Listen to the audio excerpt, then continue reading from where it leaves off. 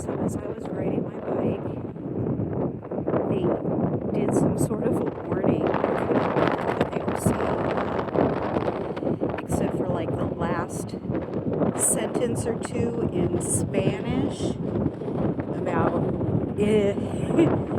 It was, I think it's a tsunami warning. I saw an official truck leaving just a while ago before I filmed. So I'm wondering if they told these people to get off the sand.